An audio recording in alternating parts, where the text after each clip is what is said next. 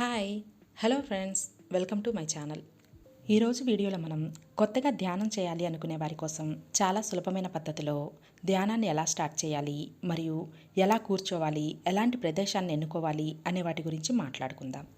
ఇప్పుడు మనం మాట్లాడుకోబోయే పద్ధతి ప్రాచీన కాలంలోని బౌద్ధ పద్ధతి. దీనిని ఆనాపానసతి అంటారు. అనగా ఉచ్ఛ్వాస మరియు నిశ్వాసలతో కూడుకున్నది అని అర్థం.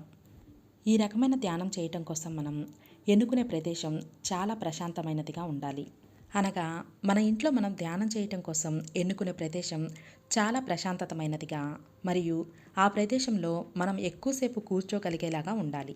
అలాంటి ప్రదేశాన్ని మనం ఈ ధ్యానం కోసం ఎన్నుకోవాలి. ధ్యానం కోసం కూర్చునేటప్పుడు సుఖాసనంలో కూర్చోవాలి.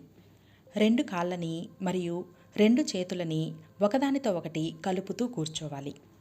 ఆ తర్వాత మన వెన్నెముక నిటారుగా ఉండేలాగా చూసుకోవాలి. కాళ్ళని విధంగా కలుపుతూ ఈ ఆసనంలో కూర్చోలేని వారు కుర్చీలో కానీ లేదా టేబుల్ మీద కానీ కూర్చొని వెన్నెముకని నిటారుగా ఉంచుకొని ధ్యానాన్ని చేసుకోవచ్చు. ఇలా ఎక్కువసేపు ప్రశాంతంగా ఉండగలిగేలాగా కూర్చొని కళ్ళని మూసుకొని ధ్యానం చేసేటప్పుడు ఆలోచన శ్వాస మీద ఉండేలాగా చూసుకోవాలి. ఉచ్ఛ్వాస మరియు నిశ్వాసలని గమనిస్తూ ఉండాలి.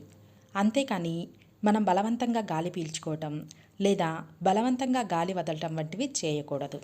ఈ పద్ధతిలో కూర్చొని ధ్యానం చేయటం వలన మన శరీరం చుట్టూ ఒక శక్తి వలయం ఏర్పడినట్లుగా ఉండి అది మరికొంచెం సేపు స్థిరంగా కూర్చోగలిగి ధ్యానం చేయటానికి మరికొద్దిగా శక్తిని అందిస్తుంది. చాలామంది ధ్యానం అనేది భగవంతునికి సంబంధించినది, ఈ ధ్యానం చేసేటప్పుడు కొన్ని రకాల నామాలను చెప్పుకోవాలి లేదా భగవంతుణ్ణి స్మరిస్తూ చేసుకోవాలి అనుకుంటారు.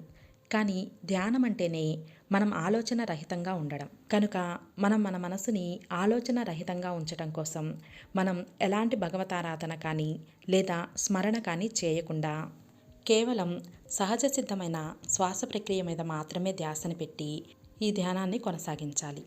ఇలా ధ్యానం చేసేటప్పుడు మన మనసులో ఎన్నో రకాల ఆలోచనలు మెదులుతూ ఉంటాయి.